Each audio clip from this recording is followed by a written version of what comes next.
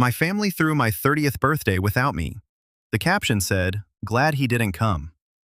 Months later, they gave my sister the lake house. So I walked in with a legal folder, and her smile died. I'm Jordan, 30 years old, and if you'd asked me a month ago to describe my family, I'd have said we were close, but complicated. I'm the middle child, older sister, younger brother, and somehow I've always been the reliable one. The one who remembers birthdays, calls to check in, organizes holiday dinners when no one else will. It's like my entire identity in the family was built on being dependable, steady, and low maintenance. So when my 30th birthday started approaching, I'll admit, I got excited. 30 feels big, you know? A milestone. And for once, it seemed like everyone else agreed. It started with my mom dropping hints a month before. Just wait until you see what we planned. Then my sister texted me a winky face and said, "Clear your calendar, we're going all out." My girlfriend Rachel was the worst offender.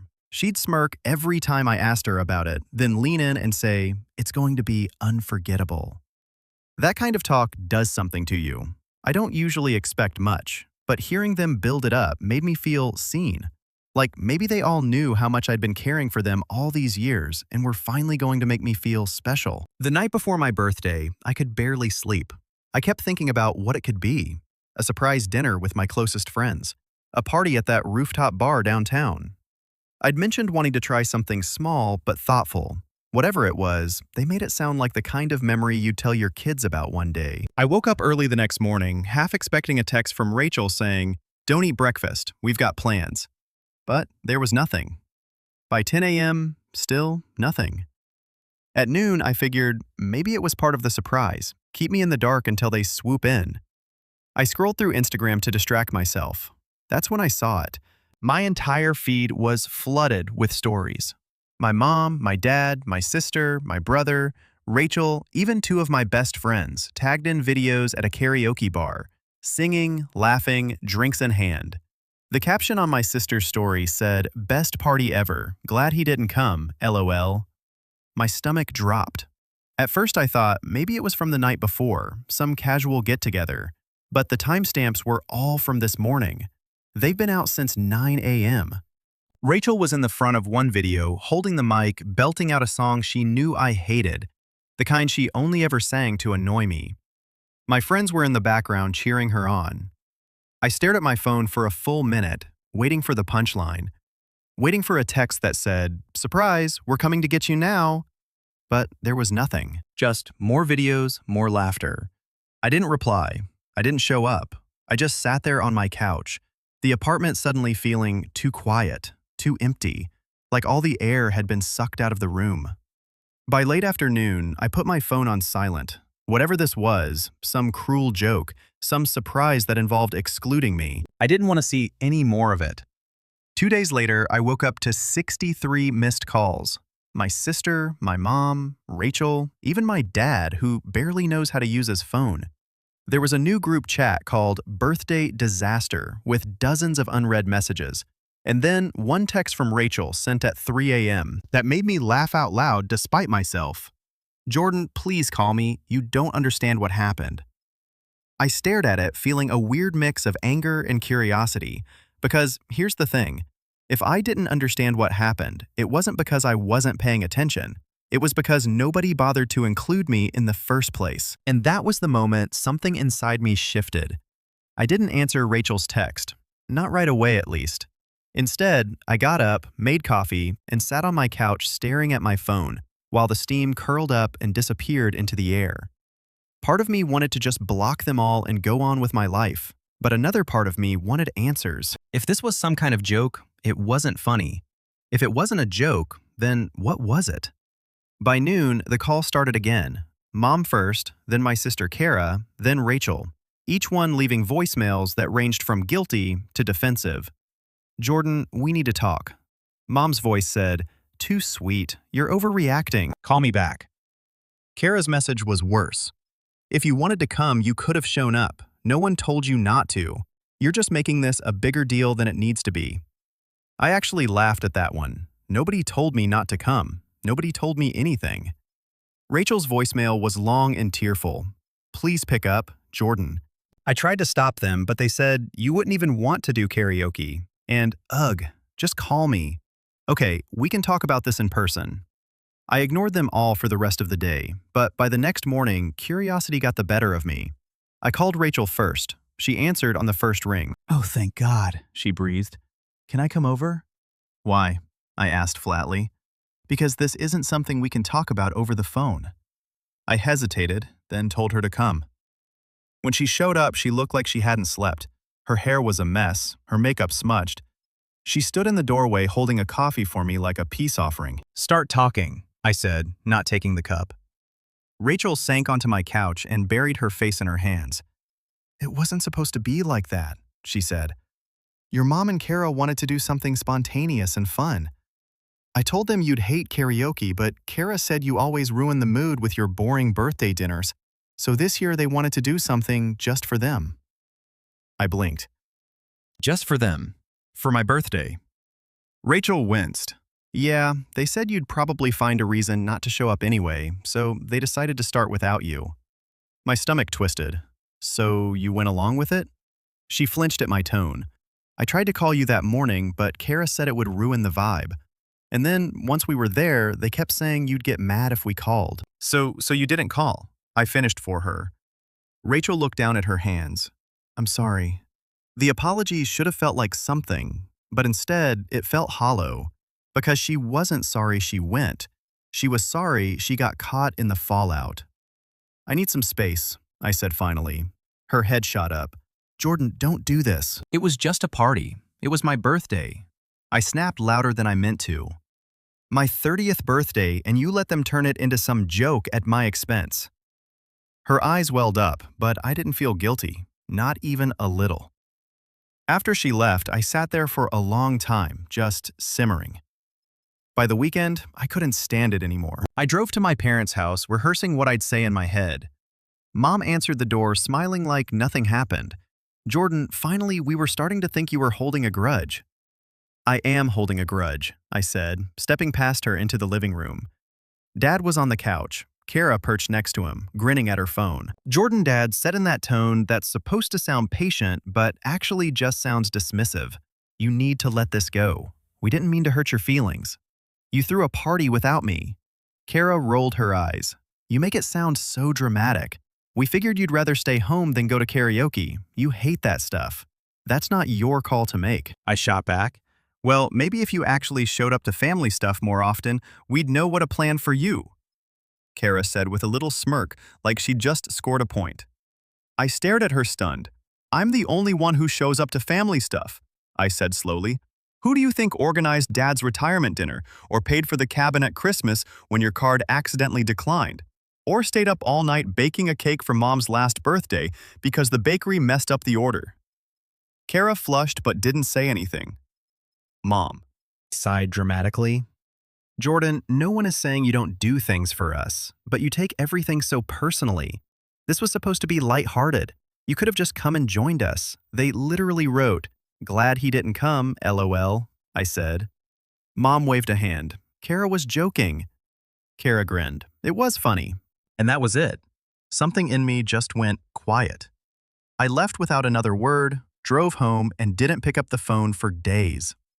That's when things got worse. I found out through a mutual friend that Cara had been telling people I'd thrown a tantrum over the party, that I was too sensitive and made everything about me. And apparently Mom had been defending her, saying Jordan's always been a little dramatic. The kicker, Rachel started hanging out with them without telling me. I saw her tagged in more Instagram posts, brunch with Cara, why night with my mom, laughing like nothing had happened. I didn't confront her. Not yet. I just watched, waited, and let the anger settle deep in my chest like wet cement. Then, a week later, I got a text from Mom. Family dinner on Sunday. Don't be late this time.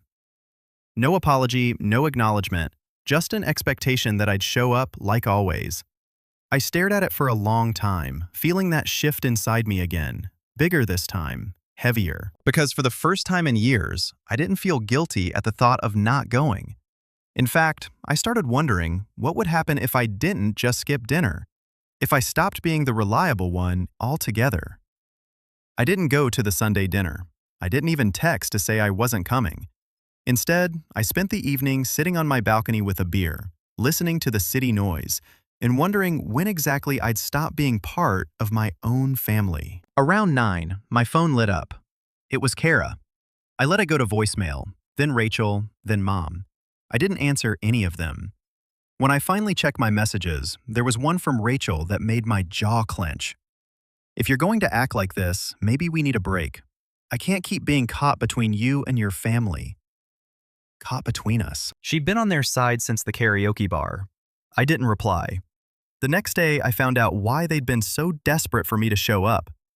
I was at work, half-heartedly answering emails when I got a call from my cousin Matt. We don't talk often, so it caught me off guard. "Hey man," he said cautiously. "Listen, I don't know if you've heard yet, but your parents made a pretty big announcement last night." I frowned. "What kind of announcement?" He hesitated. "They said they're redoing their will. They're leaving the lake house to Cara." I sat up straighter. "What? You didn't know?" Matt asked. "No, I didn't know," I said slowly. "They didn't say anything to me." Matt whistled softly.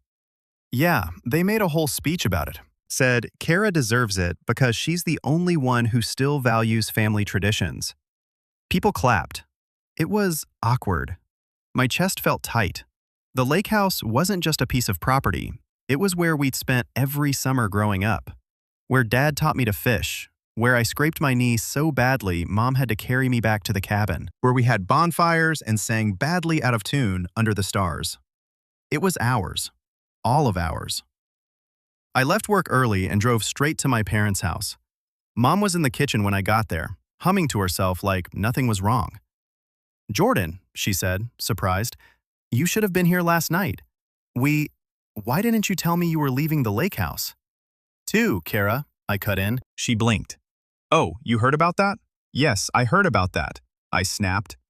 Mom sighed like I was being unreasonable. "Jordan, you've made it clear you don't even like going up there anymore. I missed 1/4 of July because I was working a double shift," I said.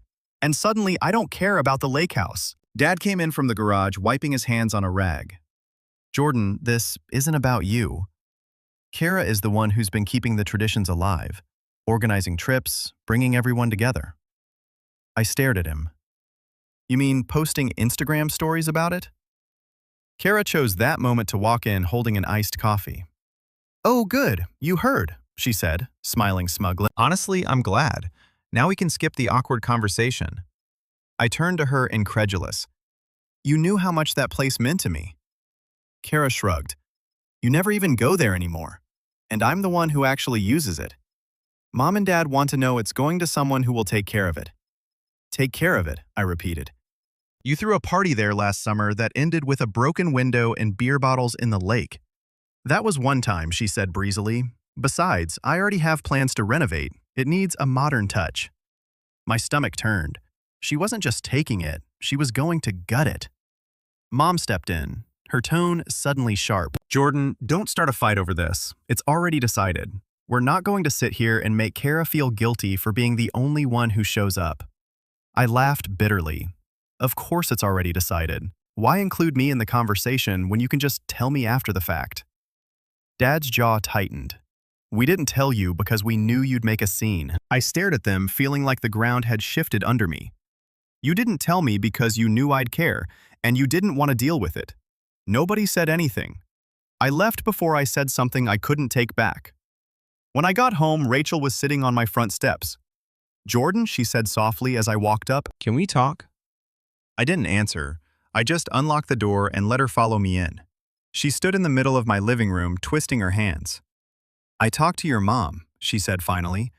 "She told me about the lake house, and she asked me to tell you that you're overreacting." I froze. "She asked you to tell me that?" Rachel nodded nervously. "She's just worried about you, Jordan. This is tearing the family apart." I laughed a harsh, humorless sound. "This isn't tearing the family apart. They already did that. I'm just finally noticing." Rachel flinched but didn't leave. Instead, she took a deep breath. "Jordan, maybe this is a good time to think about what you actually want. You've always said you feel like the outsider. Maybe stepping back would be healthier for you." I stared at her. You mean step back from my own family so they can keep freezing me out? Her silence told me everything. That night, I couldn't sleep. I kept thinking about the lake house, about the way Cara had smiled like she'd won something, about Mom telling me not to make her feel guilty. And somewhere between 2 o'clock and 3 o'clock in the morning, it hit me.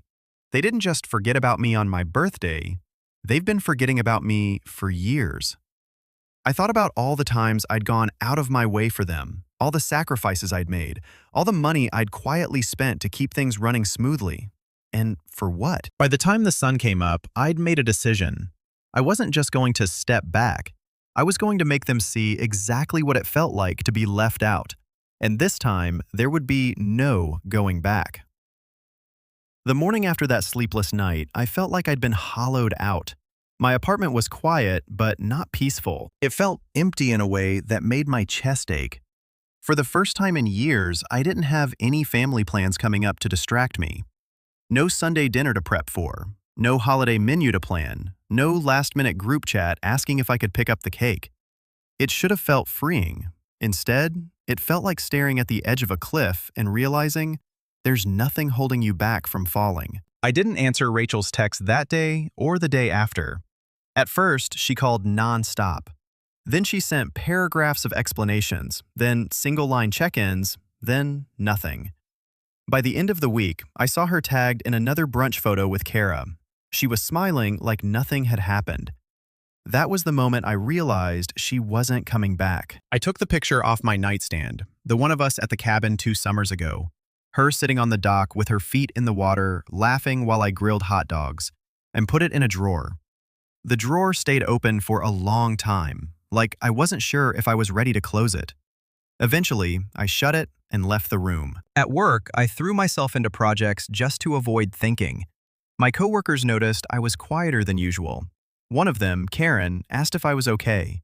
I almost said no, but stopped myself. What could I even tell her? That my family had erased me from my own life and my girlfriend had joined them? I started eating lunch alone in my car. It was easier that way. But the thing about being the reliable one for so long is that people don't notice when you're slipping until something falls apart. A few weeks later, I got a call from Mom in the middle of the day. "Jordan, the dryer stopped working again," she said without preamble. "When can you come look at it?" I stared out the office window, gripping my phone tighter. "I can't," I said flatly. There was a pause. "What do you mean you can't?" "I mean, I'm busy," I said. "Call a repairman." Another pause. "Jordan, that'll cost money. Your father's busy this week, and Cara doesn't know how to fix it." "Not my problem," I said, and hung up before she could respond. My hands were shaking after. Not from anger, from something sharper, colder. It felt good. That weekend, I didn't go to the lake house when Cara posted in the group chat about a spontaneous family getaway. I didn't even reply.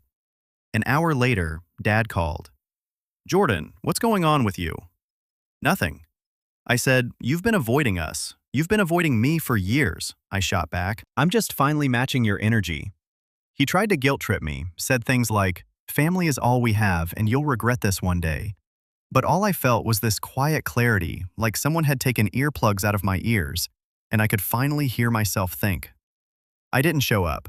That was the first weekend I'd spent entirely on my own in years. I ordered takeout, cleaned my apartment, reorganized my closet, and sat on the couch listening to music until late. I kept waiting for that crushing loneliness to hit again, but instead, there was this strange, growing calm. A week later, Cara posted photos from the lake house, smiling selfies, fancy cheese boards, captions about family time with heart emojis. Underneath, people commented things like, "Where's Jordan?" and "Missing one sibling." Cara replied to one, "He's too busy being dramatic, LOL." I didn't comment, I didn't DM her, I just screenshotted it and saved it to a folder on my phone. I started saving a lot of things, screenshots, receipts, texts, not for revenge, not yet, just to remind myself I wasn't imagining this. Meanwhile, the family group chat kept buzzing. When I didn't respond, Mom sent guilt-ridden messages like, "We love you, Jordan. Please don't shut us out." Then, 2 minutes later, Cara would write something snide about how I was acting like a martyr. Rachel finally texted me one night. "I'm moving my stuff out tomorrow. I think this break is permanent. No apology, no conversation, just that. I stared at it for a long time. Then I wrote back. Okay. She showed up the next day, while I was at work, grabbed her things, and left my spare key on the counter. That night, I sat in my now half-empty apartment, looked around, and realized I didn't feel heartbroken. I felt relieved because, for the first time in years, I had no one to take care of but myself. And as that thought settled, another one crept in, quiet at first, then louder. If they wanted to treat me like I didn't matter, maybe I should show them what it actually looks like when I'm not there. Over the next month, I stopped doing things they'd never even realized I did. I canceled the yearly cabin rental I'd already put a deposit on for Christmas. I told the family accountant to take my name off the shared emergency fund I'd been contributing to since college. I stopped sending reminders about birthdays and paying for last-minute gifts from all of us. The cracks started showing fast. Mom called in a panic when she found out about the cabin. Jordan, everyone was counting on that. You mean you were counting on me to pay for it? I said. There was a stunned silence on the line. Then Cara started blowing up my phone, accusing me of ruining Christmas. I didn't respond. At work, I stayed late more often, picking up extra projects. I started saving more money. Little by little, like I was building a wall between myself and them. And somewhere along the way, the pain started turning into something sharper. Focus. I began thinking not just about what they'd taken from me, my birthday, the lake house, my sense of belonging, but what they still stood to lose. And that's when the idea started forming. Slow at first, gentle, but each time Cara posted something smug, each time Mom left a voicemail dripping with guilt, each time Dad tried to lecture me about being the bigger person, that idea grew stronger, more defined. Because I realized something. They didn't just take the lake house away from me. They didn't just forget my birthday. They'd built their entire dynamic around me quietly holding everything together. And if I was gone, really gone, everything would start to collapse. And maybe, just maybe, I wanted to be there to watch it happen. When you've been in survival mode for years, learning to live for yourself feels almost foreign. The first few weeks after I cut back on family obligations, I kept expecting someone to text me and say, "Okay, joke's over, come back now." But they didn't. And that silence gave me room to breathe. I started spending my weekends differently, trying new restaurants, meeting up with coworkers for trivia night, even going on a hiking trip I'd been putting off for years because there was always family stuff to take care of. For the first time, I noticed how much of my life had been shaped around accommodating other people's needs. My calendar was almost suspiciously empty, and instead of feeling guilty about that, I started filling it with things I actually wanted to do. I signed up for a woodworking class I'd been eyeing for months. By the end of the first session, I'd already started sketching out plans for a coffee table I wanted to build for my living room. I also started focusing more seriously on my job. I've been a project coordinator for 3 years, content to fly under the radar and keep the trains running on time. But now that I wasn't spending my nights and weekends smoothing over family drama, I had the bandwidth to take on more responsibility. When my boss mentioned a high-profile project coming down the pipeline, the kind of thing that could make or break a career, I volunteered before anyone else could. "Are you sure you want this?" my boss asked, eyebrows raised. "It's a lot of work." I nodded. "I'm sure." That project turned out to be exactly what I needed. It was stressful, yes, but I was good at it. Really good. I stayed late when I had to, coordinated between 3 different departments, and kept everyone on schedule. For the first time in months, I felt capable. 2 months later, I was sitting across from my boss in a corner office as she told me I was being promoted. "You've proven yourself," she said with a rare smile. "Frankly, I don't know how we managed before you took over this project." The promotion came with a raise, a big one. I celebrated by buying myself something small but meaningful, a leather-bound journal. Not to write about my feelings, I wasn't quite there yet, but to start jotting down ideas. And in that journal, a new section slowly started taking shape, one labeled simply, Lake House. Meanwhile, the family group chat was slowly unraveling without me. I knew because I muted it, but didn't leave. Every now and then, I'd scroll through, watching the chaos unfold. Cara tried to organize another family weekend at the lake house and got mad when no one responded for 2 days. Dad complained about having to fix the leaky roof by himself. Mom started asking who was bringing what food for Easter and got silence in return. It turns out, when you spend years training one person to hold the family together, nobody else knows how to do it when that person steps back. I didn't gloat, not outwardly, but there was something satisfying about seeing the cracks get wider. Then came the summer barbecue. The first one I didn't organize. Usually, I'd be the one sending out invites, arranging food, setting up the grill, making sure we had enough chairs. This time, I stayed home. At around 7 p.m., I got a text from Matt, my cousin, with a blurry photo of Dad standing over a smoking grill, looking stressed, while Cara sat on the deck scrolling through her phone. "Wish you were here, man," Matt wrote. "This is a disaster." I smiled and put my phone down. That night, I wrote another note in my journal. They're starting to notice. As the months passed, my apartment started to feel less like a temporary space and more like a home. The coffee table I built sat proudly in the center of my living room. I upgraded my couch, bought art for the walls. For once, everything around me felt like mine. Not something I'd inherited, not something that came with strings attached, just mine. And with every new thing I built for myself, every paycheck I put toward my savings instead of bailing someone out of a financial mess, I felt stronger. When Christmas rolled around, the group chat was unusually quiet. Normally, I'd be fielding 20 messages an hour about who was bringing dessert or who had to pick up Grandpa from the airport. This time, Cara sent a single message, 3 days before Christmas. "Whose house are we using?" Nobody responded for half a day. Then Mom wrote, "Jordan usually books the cabin." "Jordan's not talking to us," Cara wrote back. And then there was silence. I spent that Christmas at a cabin, but not the usual one.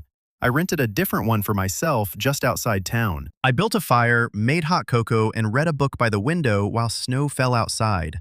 I didn't post a single picture. That was the moment I realized I wasn't just surviving anymore. I was thriving. In that journal, the one labeled Lake House, the pages were filling up fast. Plans, ideas, notes about property laws, conversations I'd overheard when I was younger about how Dad structured the deed. Questions I could ask the right people if I chose to. Because the truth was, I'd stopped wanting them to apologize. At this point, I wanted something else entirely. Something bigger. Something that would make them sit up, pay attention, and finally understand what it meant to treat me like I didn't matter. And the more I thought about it, the clearer the path became. It wasn't just about getting even anymore. It was about making sure they could never do this to me or anyone else again. The day everything clicked started like any other. I was sitting in my office sipping coffee and flipping through some paperwork when my boss stopped by my desk and said, "Jordan, you're good with logistics, right? I need someone to handle the vendor contracts for next quarter." I agreed, thinking it would just be another line on my growing resume. But that project turned into something far more valuable. It put me in touch with a real estate lawyer we used for one of our company's property leases. After a few meetings, I started casually asking questions. Nothing specific at first, just general things about deeds, title transfers, and inheritance law. He was happy to talk shop over coffee one afternoon. He said, "It's amazing how many families get torn apart over property. You'd be surprised how often people fight over lachias." That made me smile faintly.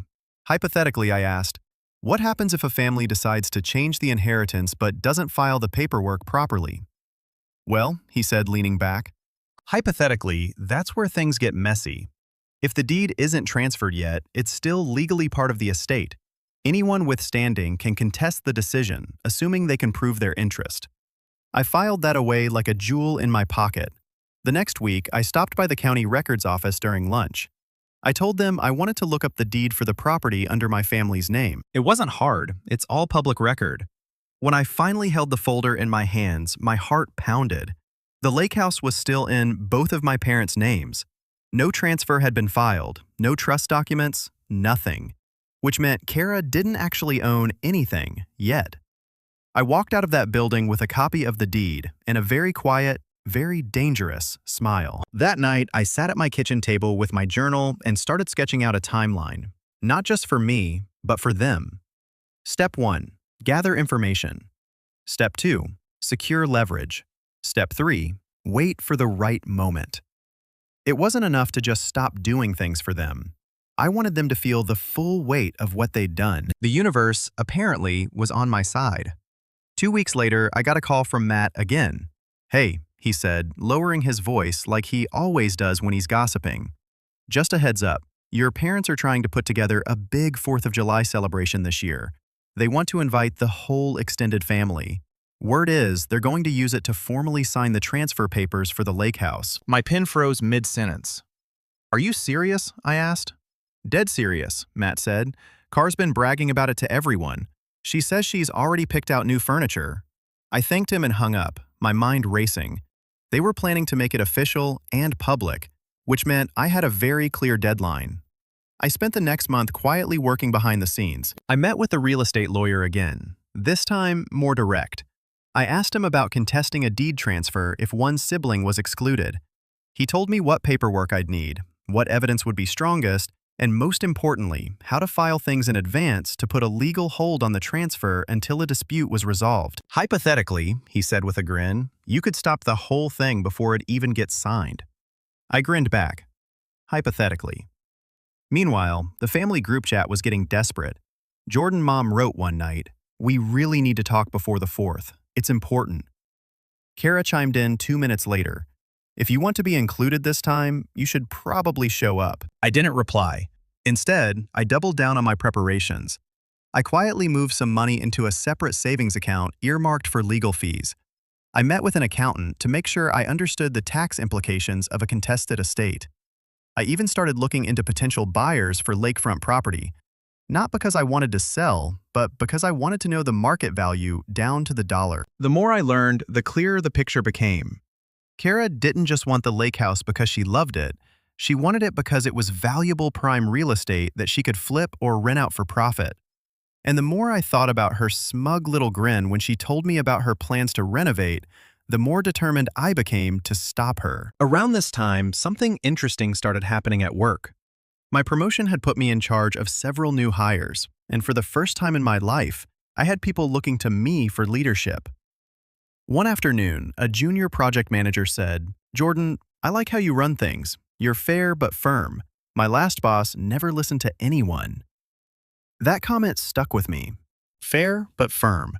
It made me realize I wasn't just getting stronger. I was becoming someone other people trusted, someone with influence, and that influence wasn't limited to work. A few weeks before the 4th, I got another call from Mom. This time, her voice sounded less sweet and more anxious. "Jordan, the roof at the lake house is leaking again. Your father and I were hoping you could come take a look before the party." "No," I said, simply. "Jordan, you didn't want my input when you decided who gets the house," I said, my voice calm but sharp. "You can figure out the roof without me." She was silent for a long time. "Your sister said you'd be difficult about this," she said finally. Then she was right. I hung up and felt that now familiar wave of satisfaction. Because this time I wasn't just saying no. I was saying no with purpose. By the time July rolled around, everything was in place. I had the legal paperwork drafted and ready to file the moment I chose. I had a folder of evidence, screenshots, text, proof of my financial contributions over the years. I had an ally in Matt who quietly fed me updates about Cara's plans. All that was left was to show up. And for the first time since this whole thing started, I actually wanted to. Because if they were going to make the 4th of July about Cara, then I was going to make sure everyone walked away talking about me. The 4th of July came with blistering heat and a sky so blue it looked fake. I drove up to the lake house with the windows down, my legal paperwork tucked neatly in a folder on the passenger seat. I hadn't been back since the last family trip 2 summers ago. Pulling into the driveway felt strange, like stepping onto a stage I used to know by heart. The house looked the same, weathered with siding, the old swing still creaking lazily from the oak tree out front. But I felt different. I parked, took a slow breath, and walked up to the deck. Laughter spilled out from the backyard. Cara's shrill laugh, my mom's softer one. The sound of music playing from a Bluetooth speaker. When I stepped into the yard, heads turned. "Oh my gosh, Mom cried, genuinely surprised. "Jordan, you came." "Of course I did," I said evenly. Carr sauntered over with a drink in hand. "Well, look who finally decided to join the family. Did you come to be civil or just to glower at everyone from a corner?" I smiled, a small, calm, dangerous smile. "I came to watch the show." She rolled her eyes and walked off. I spent the next hour mingling just enough to avoid suspicion. I talked to a few cousins, grabbed a plate of food, and even laughed at one of my uncle's bad jokes. But inside, I was waiting. Finally, after everyone had eaten, Mom stood up and clinked at her glass. "Everyone," she said, beaming, "thank you for being here to celebrate another 4th of July together. We have some exciting news to share today. We're officially signing the papers to transfer the lake house to Cara." There was polite applause, a few cheers. Cara practically glowed as she stood next to Dad, who held a folder with the documents. I stayed seated, calm. Mom gestured for quiet. "Cara has been the one keeping this place alive these last few years, so it only made sense to make it hers. We know Jordan supports this decision, even if he's been busy lately." "Actually," I said, standing slowly, "Jordan does not support this decision." The yard went quiet. Cara laughed nervously. "Jordan, sit down. Don't make a scene." "I'm not making a scene," I said evenly. "I'm just letting everyone here know that this transfer isn't happening." "Not today." Dad's face darkened. "Jordan, this isn't the time." "It's exactly the time," I said, pulling the folder from under my arm. "Because I've already filed a petition with the county clerk to put a hold on any transfer of this property until a legal review can be completed." There was a stunned silence. "You did what?" Cara snapped. I opened the folder and held up the stamped paperwork. "You heard me. This house isn't yours. It's not anybody's, not yet. And if you try to sign those papers today, they'll be legally invalid." Mom looked like she just swallowed a lemon. "Jordan, why would you do this? This is supposed to be a happy day." "Because this isn't just about a house." I said, my voice calm but carrying across the yard. "This is about years of being left out, ignored, and treated like I don't matter. You didn't just plan a party without me. You've been planning my absence for a long time, and I'm done pretending that's okay." I set the folder on the table where everyone could see it. "This isn't a fight. This is me standing up for myself. You wanted to take something from me that we all shared, without even having the decency to talk to me first. That ends today." Cara's face was red. "Now, you can't just stop this because you're mad. You don't even care about this place." I met her glare. "If I didn't care, I wouldn't be here. And I wouldn't have spent the last 2 months preparing to make sure this place stays exactly what it's supposed to be. A family lake house. Not your personal vacation rental. Not your Instagram backdrop." There was a murmur from the crowd. A few cousins nodded. Mom tried to regain control. "Jordan, you're overreacting. This is ridiculous. You can't hold the whole family hostage because you're upset." I stepped closer, lowering my voice just enough that only she and Dad could hear. "I have receipts of every dollar I've ever spent to maintain this house. Repairs, groceries, deposits for trips you never reimburse me for. If you want to play fair, I'll take my share of the property value and walk away. If you want to push me out, I'll see you in court." Dad's jaw tightened. Mom's hand flew to her mouth. Cara sputtered. "You wouldn't." I cut her off. "Try me." The silence that followed was delicious. Finally, Dad cleared his throat. "We'll revisit this discussion." "Good," I said simply, and sat back down like nothing had happened. For the rest of the afternoon, the mood was tense. The Bluetooth speaker played on, but no one was singing anymore. Cara sulked on the deck, shooting me daggers. Mom kept whispering to Dad, who looked like he had a headache. I stayed until sunset, then packed up and left without another word. On the drive home, I felt lighter than I had in months. Not because the fight was over, it wasn't, but because for the first time, I wasn't on the defensive. I was in control. And judging by the flurry of texts that started blowing up my phone before I even made it back to the city, they knew it too. By the time I got home from the lake house that night, my phone was practically buzzing off the table. I didn't answer any of the calls, but I read every text. Mom's first message was almost pleading. "Jordan, you didn't have to do that in front of everyone. We could have talked privately." Then Cara came in, all caps. You humiliated me. I hope you're happy. Everyone thinks I'm greedy now. Dad's message was short and sharp. This was childish. Call me tomorrow. I didn't reply to any of them. Instead, I poured myself a drink, sat down on the couch, and let the quiet sink in. For the first time, I wasn't the one scrambling to fix everything. Over the next few days, the fallout spread like wildfire. Matt texted me again. Bro, people haven't stopped talking about what you said. Half the cousins are on your side. Uncle Ray told Cara she should be ashamed. Apparently, Cara had spent the entire next morning calling relatives trying to spin the story. She told them I was being dramatic and holding the house hostage. But since I'd calmly laid out the facts in front of everyone, including my years of financial contributions, her version didn't hold up. Even people who usually stayed out of family drama started weighing in. My aunt sent me a long email thanking me for speaking up and saying she always thought it was unfair how much I did for everyone. Meanwhile, Cara's perfect image was starting to crack. She'd already started ordering new furniture for the lake house, bragging about it online. And when she had to cancel the orders, people noticed. Her friends started commenting things like, "Wait, I thought you were getting the house." She posted a passive-aggressive story. Some people can't stand to see others happy. I didn't reply.